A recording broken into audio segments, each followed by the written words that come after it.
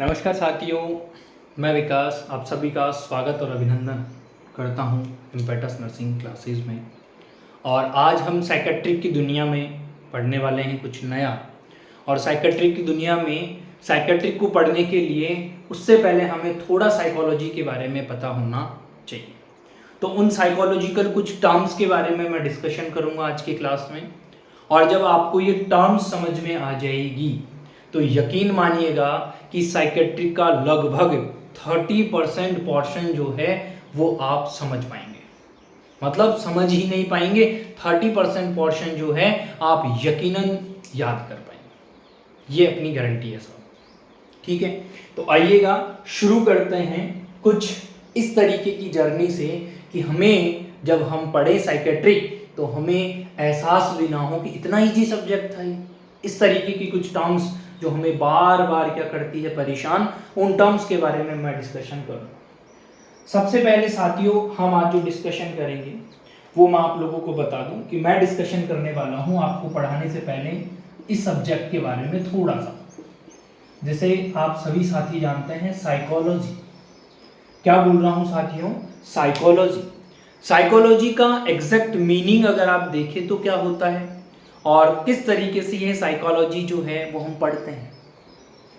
तो साइकोलॉजी को भी आप सभी जानते हैं। वैसे तो देखो आप सभी ने ये पढ़ा है कि साइकोलॉजी मतलब ये होता है कि study of soul.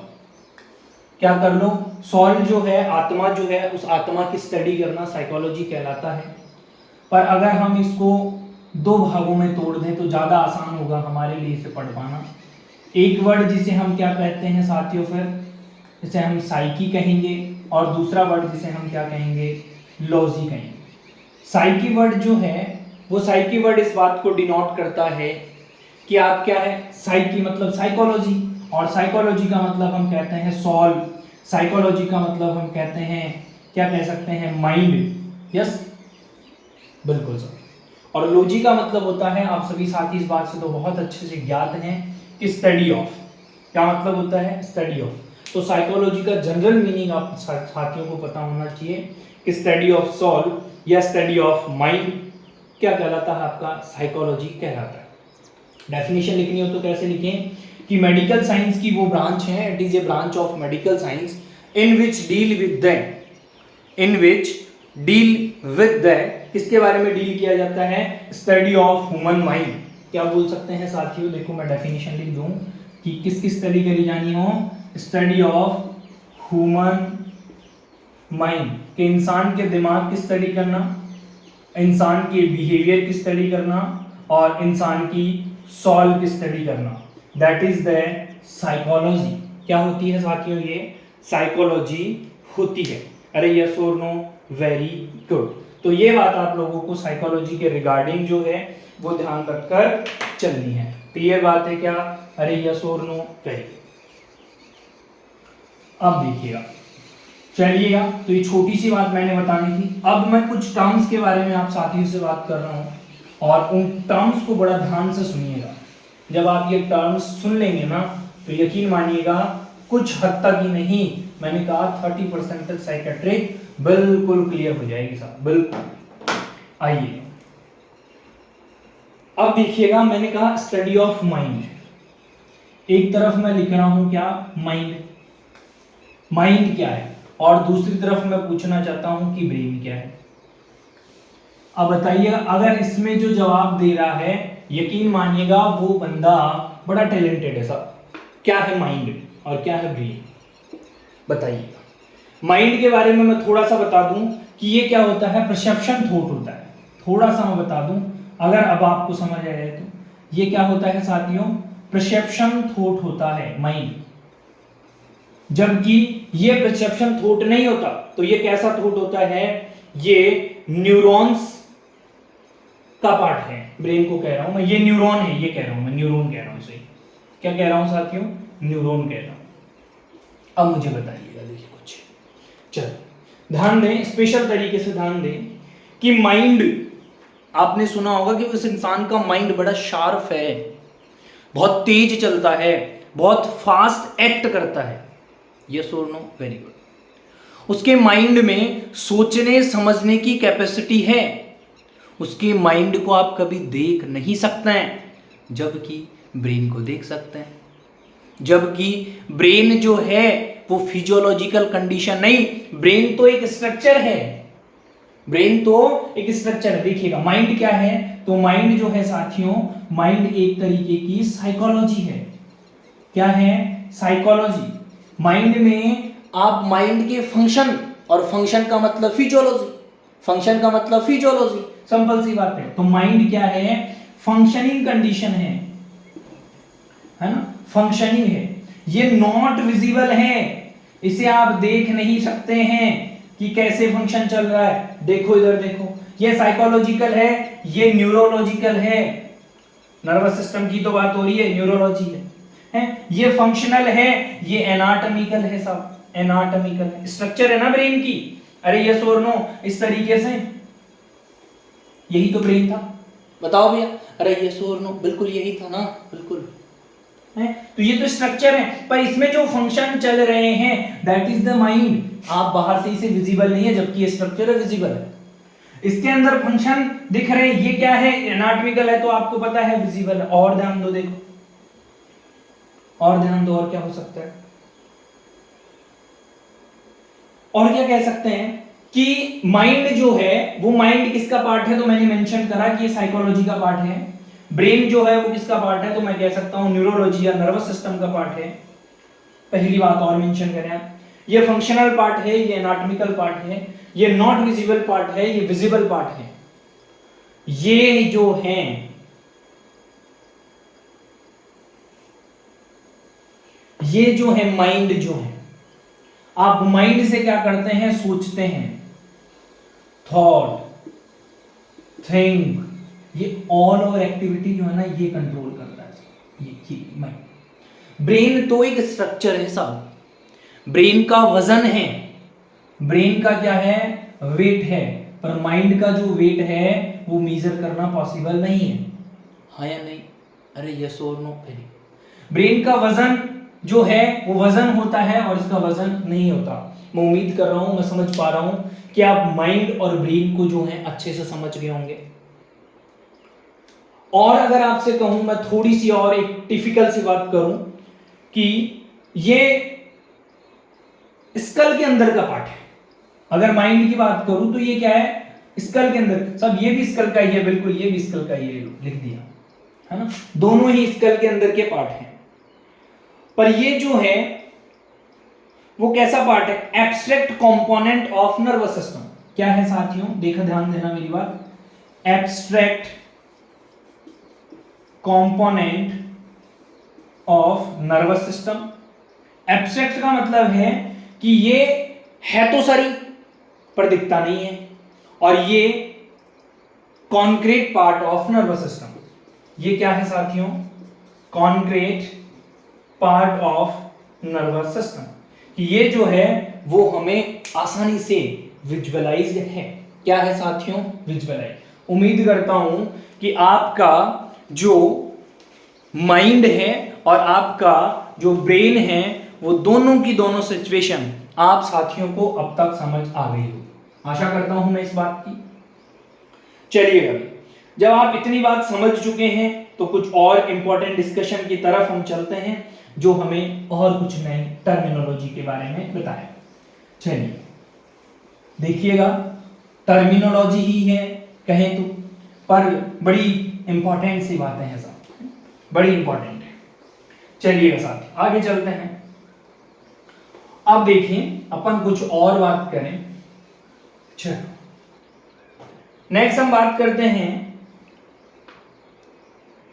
Components of mind. Mind जो है उस माइंड के कुछ कंपोनेंट्स होते हैं। कंपोनेंट्स ऑफ माइंड, कि माइंड के क्या क्या कंपोनेंट्स होते हैं, उन कंपोनेंट्स के बारे में मैं एक को एक एक जो है उन सबको बताऊंगा। पर एक बार हम क्या करते हैं, लिस्ट डाउन करते हैं। आप भी मेरे साथ लिस्ट करिएगा। पहला लिखिएगा ओरिएंटेशन, और ओरिएंटेशन ना लिखे तो लिख ले कॉन्शियसनेस। एक नंबर 2 क्या कंपोनेंट होता है? एक्टिविटी। नंबर 2 क्या लिखे साथियों आप? एक्टिविटी। और एक्टिविटी में लिखे साइको मोटर एक्टिविटी। नंबर 3 देखें साथियों, नंबर 3 लिखे आप परसेप्शन। क्या लिखें? परसेप्शन। नंबर 4 आप लिखें थॉट। ये सब के बारे में पढ़ाऊंगा एक एक। नंबर 5 थॉट के बाद में नंबर 5 लिखे इमोशंस। नेक्स्ट नंबर 6 लिखे मेमोरी। नेक्स्ट नंबर 7 लिखे साथियों इनसाइट। और लास्ट और नंबर 8 लिखें आप जजमेंट। क्या लिखे साथियों? जजमेंट। अब देखो बहुत सिमिलर से वर्ड लग रहे हैं सब। ओरिएंटेशन क्या है, एक्टिविटी क्या है, परसेप्शन क्या है, थॉट क्या है, इमोशन, मेमोरी, इनसाइट और जजमेंट। ये सारे के सारे आपके माइंड के कंपोनेंट हैं, ब्रेन के नहीं है। ब्रेन के कंपोनेंट तो ब्रेन में तो आप अलग अलग पार्ट पढ़ते हैं सब। ब्रेन में 4 वेंट्रिकल होते हैं, चारों की ऐसी स्ट्रक्चर होती है, इसके द्वारा ये दोनों सेपरेट होते हैं। अगर बात करें एक लोब की, एक हिस्से को देखें अपन तो सेरिब्रम को जब निकाल कर देखें तो उसमें भी 4 डिवीजन होते हैं, वो अलग स्टडी है, वो नर्वस सिस्टम में पड़ता है, इसलिए यहाँ डिस्कशन नहीं कर रहा। यहाँ डिस्कशन किसका कर रहा हूँ? केवल माइंड का। किसका? माइंड का। और माइंड की जब बात आए तो ये सारे कंपोनेंट्स आपके दिमाग में आए। अब इनमें अपन 1 by 1 कंपोनेंट्स को जो है वो पढ़कर चलते हैं, समझकर चलते हैं कि किस तरीके से इनको पढ़ पाना आसान है। और आसान है तो हम क्या ऐसा करें कि ये हम कभी भूलें नहीं। कुछ नहीं करें, केवल मेरी इस क्लास पर थोड़ा सा ध्यान दें और माइंड को थोड़ा खोल लें। देखिएगा सभी, आइए नंबर 1 क्या था? फटाफट से बोलो सभी। अरे बताओ भैया नंबर 1 क्या था? सुनाई नहीं दे रहा यार, हैं? सुनाई नहीं दे रहा तो देखो भैया मैं बता दूं। नंबर 1 था आपका ओरिएंटेशन। क्या था साथियों? ओरिएंटेशन। और उसी को आप क्या कह रहे थे? कॉन्शियसनेस कह रहे थे। ओरिएंटेशन क्या है और कॉन्शियसनेस क्या है? ओरिएंटेशन की जब भी बात आए तो एक बात मेरी बहुत अच्छे से ध्यान रखें। ओरिएंट, ये महेंद्र सिंह धोनी वाला ओरिएंट नहीं है, बोला ओरिएंट OSP या POSP और घर के कोने कोने में हवा भगाओ, हैं, हवा पहुंचाओ, नहीं, ये वो नहीं है। ये ओरिएंटेशन का मतलब होता है कि उस पर्सन को क्या हो साथियों? उस पर्सन को अवेयरनेस हो। क्या हो? Awareness about. उसको अवेयरनेस हो किन चीजों के बारे में? ध्यान से देखना, शॉर्ट फॉर्म लिख रहा हूं TPP। अगर इन तीनों चीजों के बारे में उसे पता है तो वो बहुत सही काम कर रहा है। 3 चीज कौन कौन सी है? ध्यान दें। 3 चीज कौन कौन सी है? ध्यान दें। सबसे पहली चीज है टाइम, दूसरी चीज है प्लेस, तीसरी चीज है पर्सन। अगर किसी आदमी को यह पता है कि अभी टाइम क्या हो रहा है, अभी मैं कौन सी जगह पे हूं, ये मेरे सामने जो पर्सन खड़ा है वो कौन है, और इन सभी चीजों के बारे में वो पर्सन क्या है साथियों? इन सभी चीजों के बारे में अगर वो पर्सन है अवेयर, इसका मतलब इस बात को बताता है कि वो पर्सन क्या है? ओरिएंटेशन है। ओरिएंटेशन है। अरे क्लियर है क्या मेरी बात? बोलो तो सही। Very good. इसी के अपोजिट वर्ड लिख रहा हूं इधर, और अपोजिट वर्ड लिख दूं क्या मैं? डिसओरिएंटेशन। क्या लिख दूं साथियों? डिसओरिएंटेशन। डिसओरिएंटेशन का मतलब क्या होगा बताओ? डिसओरिएंटेशन का मतलब यह होगा कि अवेयर, या फिर क्या लिखें? Not awareness about, not awareness about इसके बारे में TPP। वो पर्सन जिसको टाइम, जिसको प्लेस, जिसको पर्सन के बारे में नहीं पता है, दैट टर्म्स डिनोट डिसओरिएंटेशन, और इन चीजों के बारे में पता है, that term denote orientation. Clear बात हो गई होगी, उम्मीद करता हूं, आशा करता हूं। ओरिएंटेशन का मतलब क्या हो गया, अवेयरनेस हो गई साथी। अरे यस और नो, वेरी गुड। चलिए अब देखो कई बार क्या होता है, इस डिसओरिएंटेशन का थोड़ा सा और चीज बताऊं, थोड़ा एग्जांपल समझे इसका क्या होता है। एक एग्जांपल, कई बार क्या होता है, हम शाम के समय सो जाते हैं, जैसा आप लोग कॉलेज से जाकर सो जाते हैं और सो जाते हैं शाम में तो रात हो जाती है, सोकर जब उठते हैं तो आपको कई बार इस चीज का एहसास होता है। क्या होता है, एहसास होता है। क्या एहसास होता है कि दिन है कि रात है। उड़ते ही अपन क्या करते हैं, अपने बोरिया बिस्तर उठाते हैं और नहाने को चले जाते हैं, फिर जब बाहर जाकर देखो अभी तो रात हो रही है, ऐसा होता है। या फिर हम